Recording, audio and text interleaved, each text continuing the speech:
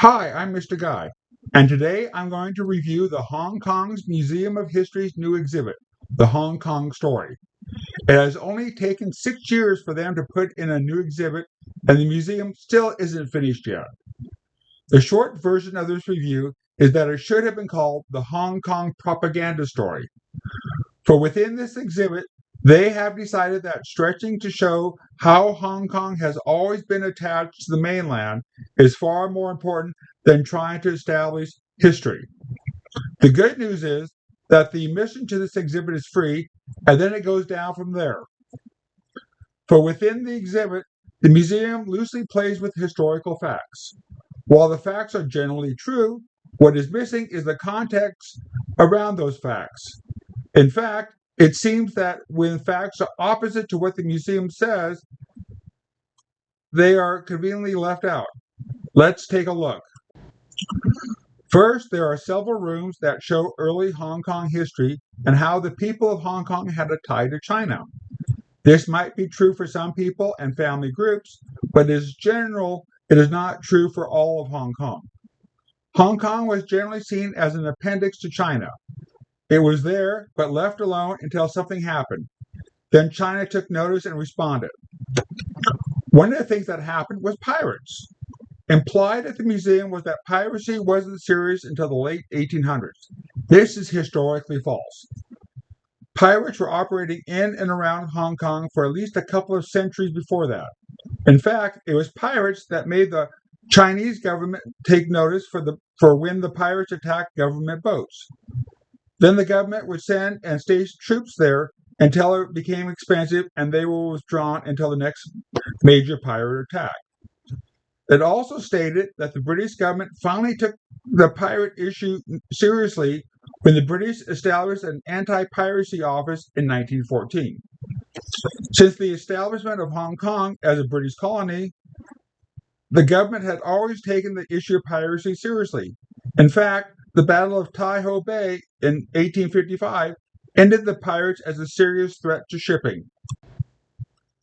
Next was the British acquisition of Hong Kong.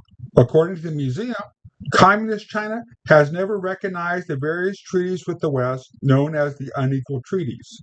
However, the museum leaves out what the imperial and nationalist Chinese government had to say about them. They also leave out that Chairman Mao left the treaties of Macau and Hong Kong standing.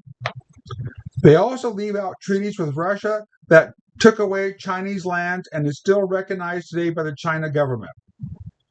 Another thing is that they said that when England took over what is called the New Territories, that Chinese rose up and offered stiff resistance. This is nonsense. This happened in 1899, and the war lasted a total of 6 days.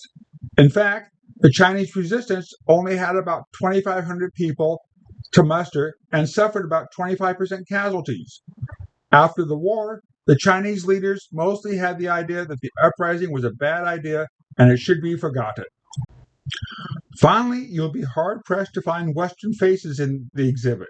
Yes, there are some, but only just a few.